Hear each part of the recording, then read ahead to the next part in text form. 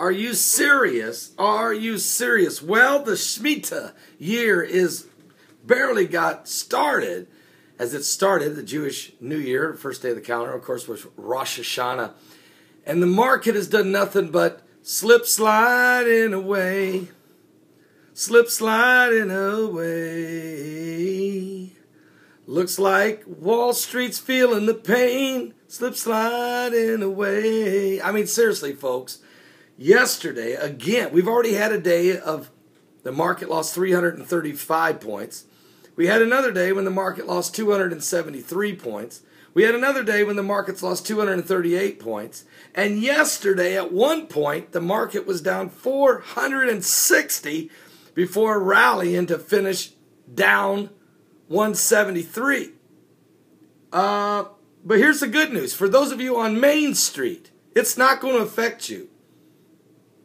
This is the facade.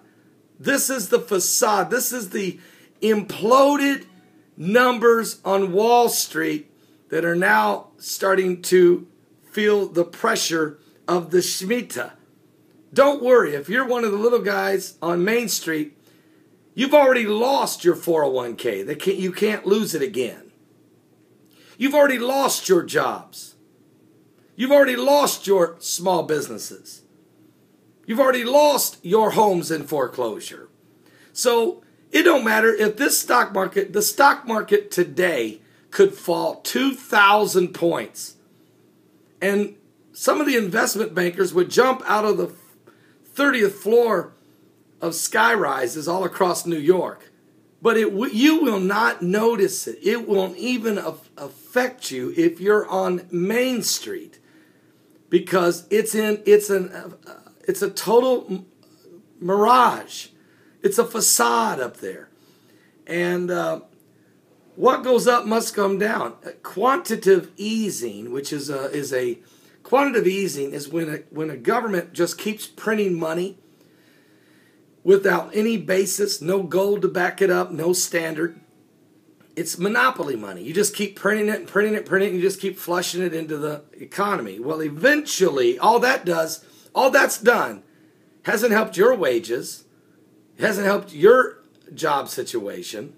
Most of you are not making what you were making before the Obama administration came in. Most of you are making 75% or half of what you're making, and a lot of you lost your jobs and have never got back to work again. Food stamps have been cut in half for the poor. Some of the social entitlement programs have been slashed. Let's be honest. The stock market can fall 2,000 points today. It can fall 3,000 points today if it wants to. It could cause investment bankers to literally stand in the middle of the highway and just get hit by semis. It will not affect you on the little guy on Main Street, because you've already been ravished by a new world order government that is trying to bring about a one world currency. So now it is time for them to start the process on Wall Street and to start figuring out who the survivors are going to be there, as this new currency will be developing soon. A one world government with a one world currency, one world religion, a one world leader, an antichrist he's called, also a false prophet for the one world religion. And of course there'll have to be a system to manage it. And you can believe this, that the ISIS crisis is a part of this entire plan, as well as the Ebola spreading and the conflicting reports we're getting. I mean, you got the University of Minnesota's researching scientists, the people who constantly update the CDC and the World Health Organization this morning, coming out saying, look, Ebola's airborne. And yet, my wife just walked in my office a moment ago and said, Paul, there's some idiot on television from the government that says, no, it's not. No, it's not. Really? Then why is everybody getting sick? Why are doctors and nurses wearing protective gear not being protective? Why would the CDC tell the second nurse that she could, Miss Vincent, that she could go ahead and fly on a plane even though she was running a fever, and she had taken care of Thomas Duncan. Yeah, go ahead, get on the plane. You can go to Cleveland. Matter of fact, Frontier Airlines used the same plane 5 more times. What? Slip sliding away. I probably should have done a parody on this one. It's getting ugly, folks. Those of you who don't believe in Bible prophecy, you might want to wake up. Those of you Christians who've had your head buried in the sand and don't want to hear about the book of Revelation, you might want to go read it. Start with the 13th chapter, the rise of this beast with 7 heads and 10 horns. And the horns have 10 crowns with the name blasphemy. Go read about the mark of the beast. Without it, you can't buy or sell. Go read about the rise of the Antichrist. It will cause all, both small and great, to worship the image of the beast. Go learn about the false prophet who will tell you, go ahead, take the mark.